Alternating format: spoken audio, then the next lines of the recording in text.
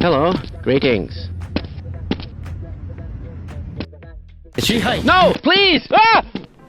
Hi guys, this is Jack with Team Empire, and today I have very exciting news. It is the reveal of the Shiranui ride line and its support cards along with its first stride. Joining me today is the biggest Dragon Empire fan I know, and that's JC. JC? Hey everyone. Yes, in case you don't know, that's the only color I play. Yes, right. And JC's also a huge Dominate fan in Premium, which I know a lot of people aren't fans of Dominate, but Dominate's pretty cool regardless. Yeah, I really like Shiranui in Premium. Not just because of Mizukaze. That's a different story. Alright, we're going to talk about the first card, actually, which is a PG. Same effect as all the other PGs, but this one's exciting. It is Stealth Dragon Utsuroi, which the only thing that's really notable about this is that it's an effect PG, like the ones from Set 1 and Set 6, but it has stealth in its name, meaning that decks like Megalonazuchi and Shoujo Doji, thank you, can actually search these guys off top 5 with Izasao. Yes, yeah, very cool. And now DE has more shiny triple rare PGs in their decks. And he looks really cool. His art's so cool, I love it. Next up we have the starter, which I forgot its name. It is Stealth Dragon Madoi. Just standard starter. You need to play it in this deck though, because like the other Stride deck sets, the grade 1 needs to ride on the correct grade 1.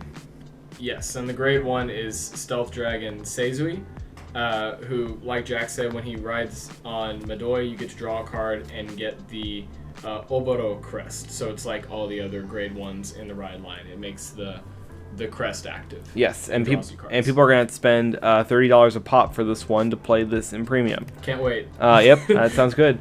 Well, also, is Madoi is in Premium, right?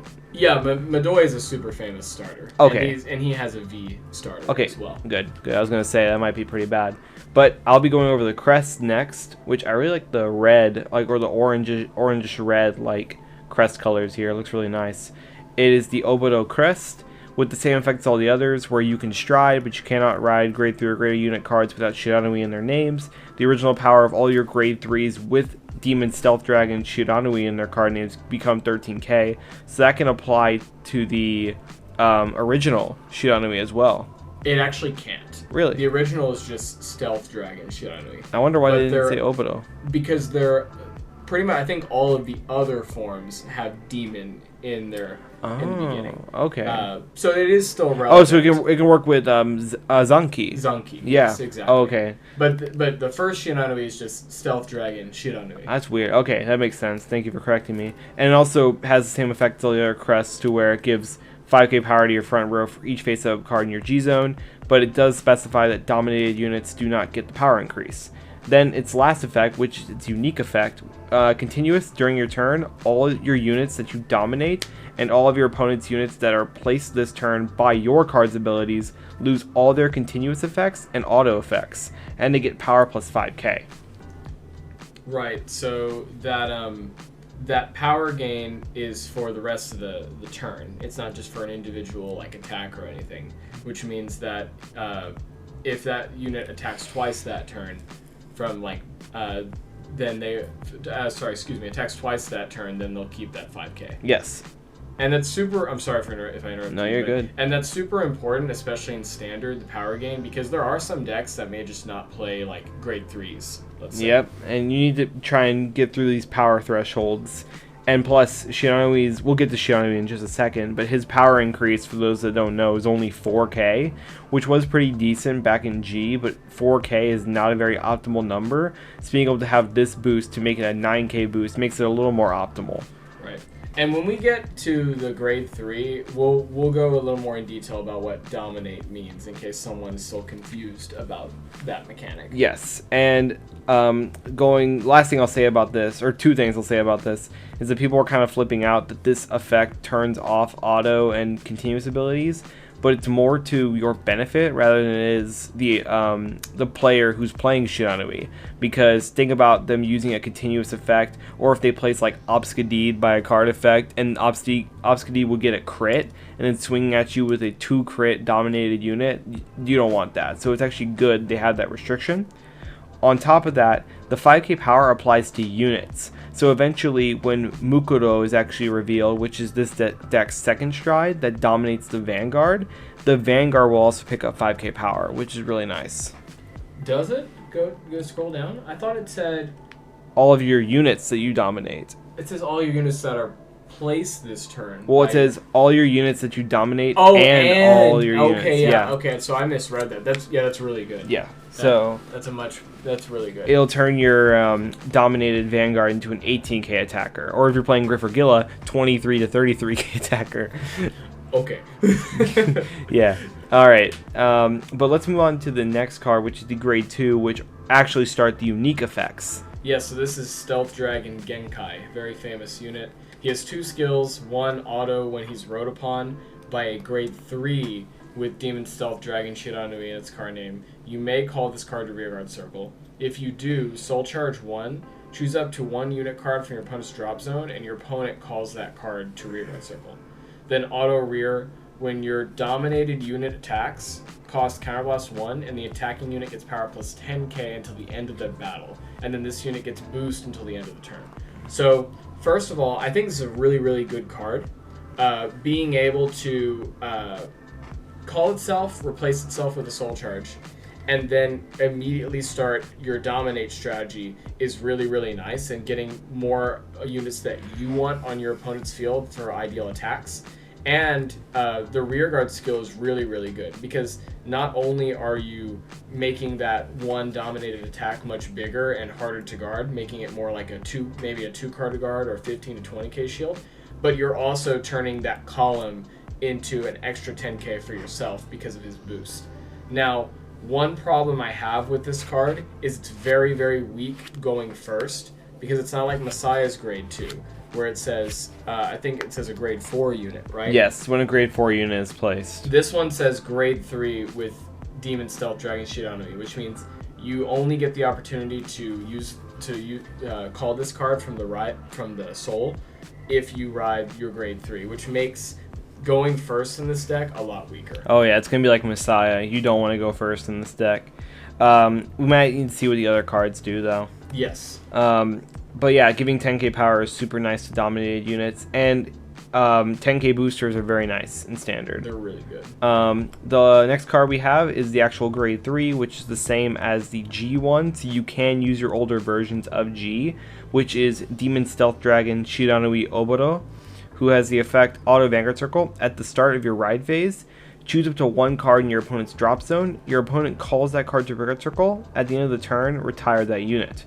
Then we have Dominate. Auto Vanguard Circle. When your G unit strides, choose one of your opponent's rear guards, dominate it as stand, and this unit gets power plus 4k until end of the turn, and attacks your opponent's other unit with it. So, for those of you who don't know, Dominate is a skill that originally started in G. It pretty much just described itself. You choose one of your opponent's rear guards, and it gets power and stands if it's already resting, and attacks the Vanguard. And that's during the main phase, or during the ride phase when this activates. Right. So it happens in attacks happening in different phases, and you do guard normally during that, since it's still an attack. And there's a lot of ruling questions always about Dominate. If you want to learn about those rulings, you're probably better off going to Vanguard's official website or seeing the official rulings posted along with this than just commenting the channel. But basically, it's a very unique form of multi-attack that's built into your opponent's board. And don't worry, I'll put the little description right here during this part, just to like help people who don't know about it. And a lot of people, before we get to the stride, I know a lot of people are scared about this, and some people are kind of, what's the expression where they're calling it kind of doomsday. Oh yeah, like they're Doom Call? I don't know. Now that you said it, I Well, can't remember. basically, they're thinking that it's the end of the world that dominates entering the format. Please keep in mind that, again, this is a stride deck set, so things really start popping off, especially with this ride line, when you are striding. And even though we don't know all the support, this deck is entering the game past set 13 and lyrical set 4 format, which have some very, very strong decks. So I don't think Dominate is necessarily going to be the tell-all for the format, you know. Yeah, especially with decks like Full Blast, like just completely going off on turn 3 regardless of what your opponent does. Like Shiranui, if it's going first especially, it's not going to have a good time against that deck. But that is it for Shiranui, and we'll get to the first stride of the deck, which JC will cover this one. Yeah, so the first stride is Enma Stealth Dragon Magun Tenu, who is famously known as Purple Dragon. Purple Dragon, yes. And he has a Dominate skill that says Act Vanguard Circle once per turn, Counterblast 1, and flip something from your G zone face up. Choose one of your opponent's rear guards, dominate it as stand, attack your opponent's other unit with it, and at the end of that battle, retire the dominated unit. So his skill, for those of you that don't know the old one, is basically the exact same, except the unit doesn't gain any power. And Jack and I have been talking about that a lot, and I know a lot of people are disappointed by the fact that he doesn't gain power or his skill isn't that different. But for what standard is, this is a very good card. Yeah. You know, because you are... because basically what you're going to do is you're going to stride on to Oboro. You're going to use Oboro's skill. Oboro's skill at the beginning of ride phase. Get whatever you want from your opponent's drop. Then once you stride on Oboro, you will dominate that card for free, because then it's going to get 4k power from Oboro. Then during the main phase, you can use Magun Tenu to use the exact same card to attack again. Well, and remember, that card you dominate twice is going to have the 5k off of the crest effects. It's actually 9k. Right, and then depending on if your opponent hits defensive or not, you can use Genkai to make that unit bigger. Yes. So Genkai is actually really good in that application as well, because you can... I think regardless, you'll wait for the second attack to use his power gain, unless you're just feeling really greedy.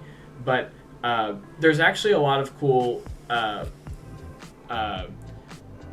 ways to get around the usual weaknesses to dominate, let's say. Yeah, which is defensive triggers. I think it's really good. And obviously, it's triple drive. Like, it's a stride. It's going to do really well.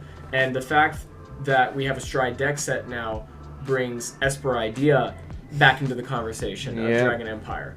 What do you think about that, Jack? I think that's going to be a main staple in this deck. This deck is obviously going for...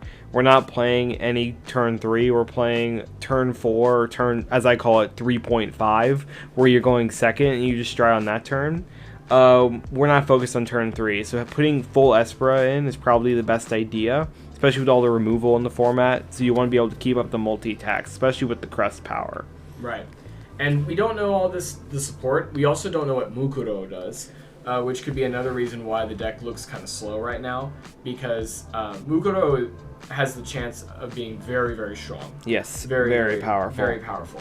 But something about Dominate that I want to throw out there that's really cool in a younger format like Standard is that when you dominate rear guards, it's always like during the ride phase or during the main phase. So yes, your opponent could get crazy lucky and check defensives, but you're still pushing them for damage if that's happening. And if your opponent checks 1 to 2 defensives and you don't think it would be worth like calling a board, you don't have to. It's during the main phase. So there's another cool like mid-range component to dominate decks where like, okay, I didn't get my push this turn. I'm just going to swing with Van, pass, and conserve my hand for my push turn with probably with Mukuro. Yes, definitely. Yeah, I think Dominate, they did a really good job of balancing it. They did something that I've been wanting for Stride deck sets to do since the very beginning. I'm a big proponent that if the crest was going to give its front row power, that their units, especially their G units and their upstreams, should not have gained power themselves. Like, the power should have come from the crest and from triggers. And I think Dominate did a really good job of being like, okay, let's give them a little bit of power, but not much, and let's not make it completely free. I think they did a really good job with it, and I'm expecting a similar kind of strategy with Luard when we eventually see what Luard's support is. Yeah, and Luard's going to be pretty different, you know. Now, even though we have a lot of support coming next week for this deck, I think it's 3 cards total. 3 cards, or yeah. 4, because we get to see. Do we get to see Mukuro next week? I think we get to see Mukuro, or they might save it for the final reveal. Other than Espera, there's seems to be pretty decent support you can throw in here. 2 cards that I think of off the top of my head is, rather than Espera, you could always think about running Brachioforce. That gives you some, like, you know, maybe some potential early game. The other card I see is pretty good is Forktail. So, because this deck is probably going to have all stealth units, and as of now, it doesn't seem like the deck really is needing Soul, unless you're going for the Espero plays. But thinning in a deck with triple drive, I think is going to be really, really good. Yeah, and plus, they normally like to keep the costs relatively the same, especially for the big final strides, the second stride. So I feel like they'll still keep Mukuro's 2 Soul Blasts. He required 2 Soul Blasts and a discard in his old one. Yes. So I think they'll do this relatively the same thing, like 2 Soul. So having cards that thin your deck and Soul Charge will be very nice. Yeah, I do think that based on the generic and encounter support we get revealed next week, and based on what Mukuro does, is really what's going to determine the overall ceiling of this deck. Yes, I think so too. I'm pretty excited for it. I like the art. Oh, I'm the art's super very hyped. nice. I love Stealth Dragons so much. And it's cool that Nubatama finally got like some love in a reboot. Yeah, sure. I guess that makes sense. Alright. Well, that's pretty much it for this video, guys. Thank you so much for watching. Let us know what you think about Dominate coming back. And also, don't forget to leave a like, comment, and subscribe. And we'll see you in the next one. Bye. Later.